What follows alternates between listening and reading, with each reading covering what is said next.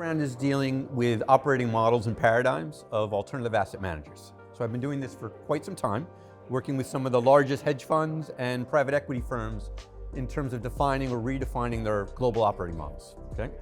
At CSC, that's what I'm essentially doing with the firms and our client base.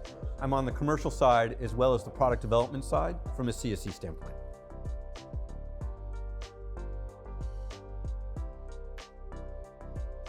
I think it's changing. I think that if you look at PE firms versus hedge funds, the PE firms seem to be going through what the hedge funds went through, say, 15 years ago. The migration from Excel-based solutions to more institutionalized or industrial type infrastructure, whether it be on the accounting side, the reporting side, or the CRM. So there is a digitalization going through and a trend that I'm seeing, and that seems to be the biggest trend from a private markets or PE standpoint.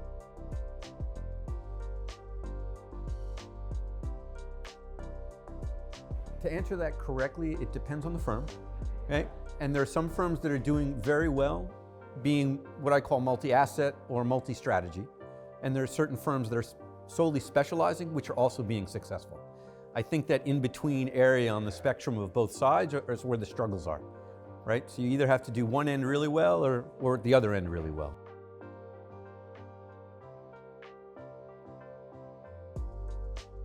Well, I think some of the biggest challenges is how to scale, right? A lot of these firms have started either as a spin out from a much larger firm, in which case they're portfolio managers or deal managers that don't really understand the infrastructure or the intricacies of building a business from an operating standpoint, right? And then you've got other people that are still trying to scale or go into different strategies without having a full understanding of what's required from the infrastructure standpoint to, say, handle private debt versus private credit versus being a PE and you're a buyout firm, right?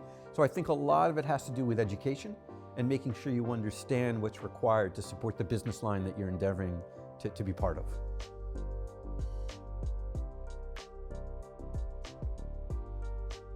First off, the PE firms are now adopting technology in a different way. They're getting off of Excel.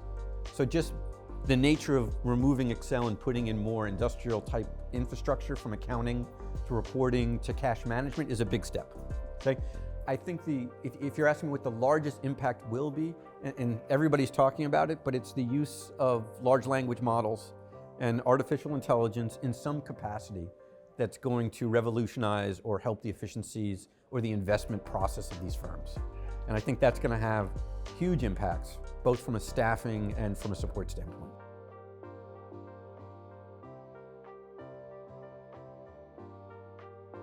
I think you have to work with quality partners. And there is a question of, do you partner with people that specialize in one area? Like, do you just deal with someone that can help you on, say, debt management and loan operations, right? Or can you find a partner that can broad base and help you with your operations in a more broad basis from the multi-strat perspective? But I think outsourcing has to be part of the discussion. And if it's not outsourcing, depending on how big you get, there's definitely a global operating model or a paradigm that needs to be addressed from a time zone advantage as well as a cost. And so that has to be thought about as you scale and grow.